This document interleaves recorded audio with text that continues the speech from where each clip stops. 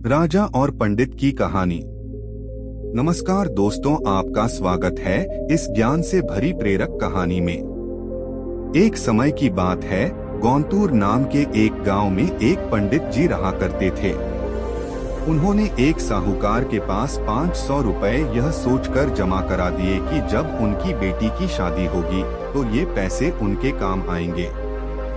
देखते ही देखते समय निकलता गया और बेटी शादी योग्य हो गई। पंडित जी ने अपनी बेटी के लिए योग्य वर देखना शुरू कर दिया।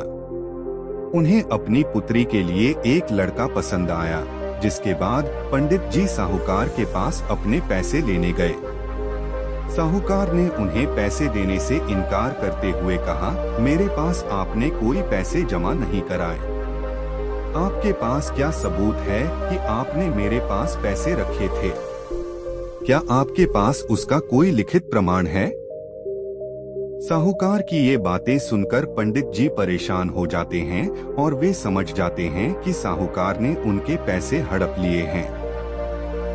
एक दिन पंडित जी मंदिर से घर लौट रहे थे, तभी उनके दिमाग में विचार आया कि उन्हें उस साहूकार की शिकायत राजा से करनी चाहिए। हो सकता है राजा इस परेशानी का कोई हल निकाल दें। पंडित जी बिना देरी किए राजा से मिलने के लिए पहुंच गए और वहां जाकर उन्होंने अपनी परेशानी राजा के सामने रखी। पंडित जी की बात सुनकर राजा ने कहा कि कल नगर के लिए हमारी सवारी निकलेगी, तुम उस समय उस साहूकार की दुकान के सामने जाकर खड़े हो जाना। राजा की बात सुनकर पंडित जी अपना झोला उठाकर घर को निकल गए। अगले दिन राजा की सवारी निकली। नगरवासियों ने उन्हें फूलों की माला पहनाई व आरती उतारी। पंडित जी राजा के कहे अनुसार उस दुकान के सामने खड़े हो गए। राजा की सवारी साहूकार की दुकान के सामने आई तो राजा ने पंडित जी को देखाकर प्रणाम किया और उनसे कहा कि आप यहाँ क्या कर रहे हैं? आप हमारे गुरु हैं, आप हमारे साथ बग्घी में चलिए। पंडित के बग्घी में बैठने के बाद साहूकार ने राजा की पूजा की और उन्हें फूलों की माला पहनाई। उसके बाद राजा की बग्घी आगे बढ़ गई।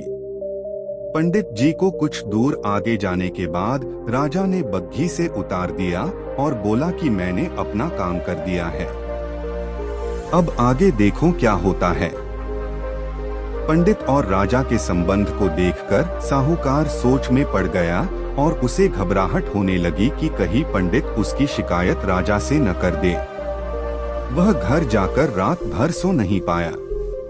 सुबह दुकान पर जाकर सबसे पहले साहूकार ने अपने मुनीम को पंडित जी को सहसम्मान दुकान में लाने के लिए कहा। मुनीम पंडित जी को ढूंढने निकल गया। कुछ देर बाद पंडित जी उसे नगर में एक पेड़ की छांव में आराम करते हुए नजर आए। मुनीम ने पंडित जी को कहा कि साहूकार ने उनको दुकान में लेकर आने के लिए भेजा है। मुनीम पंडित जी को सम्मान के साथ दुकान लेकर जाता है। साहूकार पंडित जी को आदर सम्मान के साथ बिठाते हुए कहता है, मैंने पुराने खाते की अच्छी तरह जांच की और उसमें आपने मुझे 500 रुपए दिए थे, इसकी जानकारी मिली है। यह पैसा पिछले 10 सालों से मेरे पास जमा है, जिस वजह से इसका ब्याज मिलाकर यह 12,500 रुपए हो गए हैं। फिर साहूकार उन्हें 13,500 रुपए देते हुए कहता है कि आपकी बेटी मेरी भी बेटी की तरह है, तो ये 1,000 रुपए मेरी तरफ से उसकी शादी के लिए हैं। साहूकार ने पंडित जी को 13,500 रुपए देकर बड़े ही प्रेम के साथ विदा किया। इस तरह पंडित जी को उनके अपने पैसों के साथ ही उसका ब्याज और शादी के लिए साहूकार की तरफ से 1,000 रुपए अतिरिक्त मिल गए।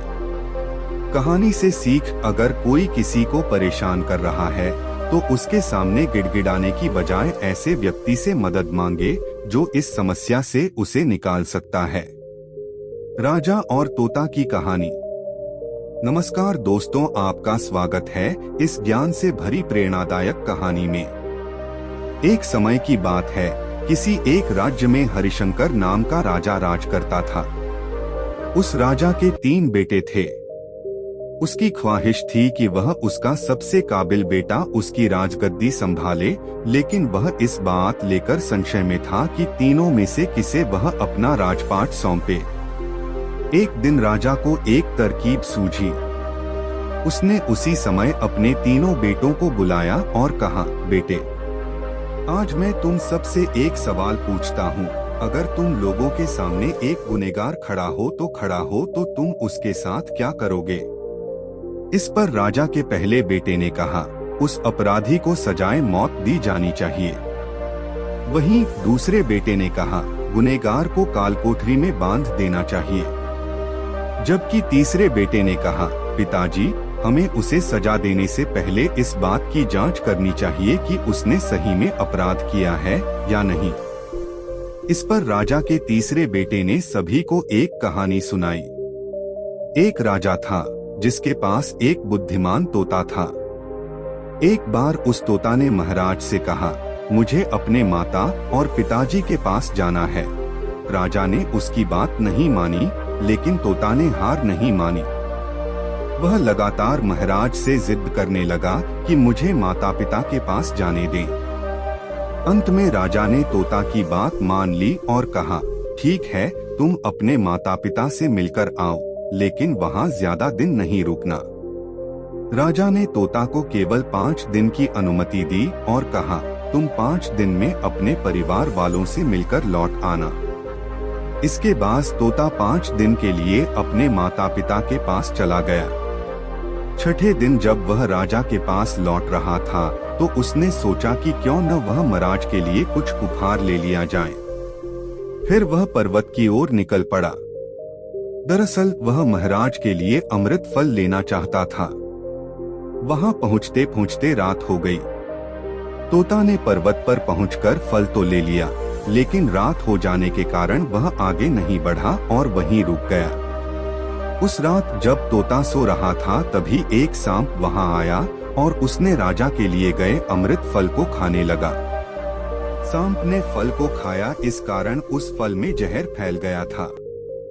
हालांकि तोते को इस बात की भनक तक नहीं थी। अगली सुबह जब वह जगा तो फल लेकर महल की ओर चल पड़ा। जब वह महल पहुंचा तो खुशी खुशी सीधे राजा के पास गया और कहा, महाराज, मैं आपके लिए यह अमृत फल लेकर आया हूँ। आप इसे खाएंगे तो सदा के लिए अमर हो जाएंगे। यह सुनकर राजा काफी प्रसन्न हुए।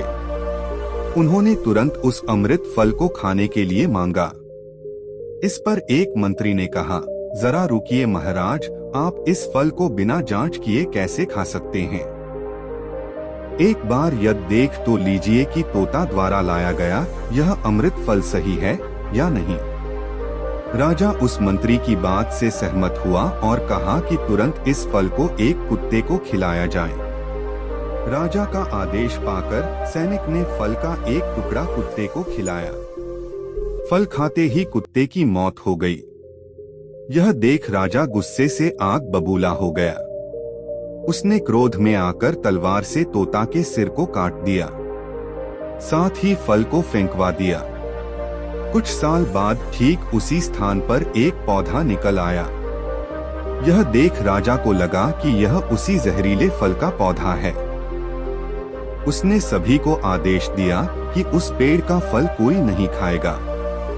कुछ दिन बाद एक वृद्ध व्यक्ति उस पेड़ के नीचे आराम करने के लिए रुका।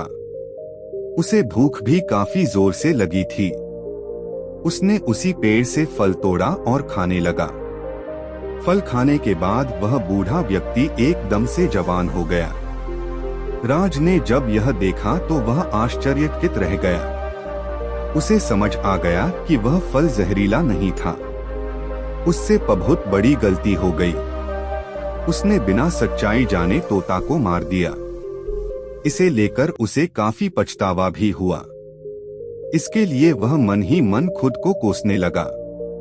इधर तीसरे राजकुमार की कहानी खत्म होने के बाद राजा हरिशंकर ने उसे ही अपना उत्तराधिकारी नियुक्त किया।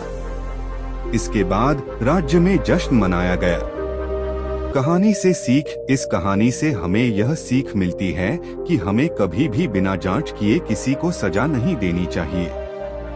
दोस्तों, ये कहानी आपको कैसी लगी कमेंट करके बताएं और अपने दोस्तों के साथ शेयर करें।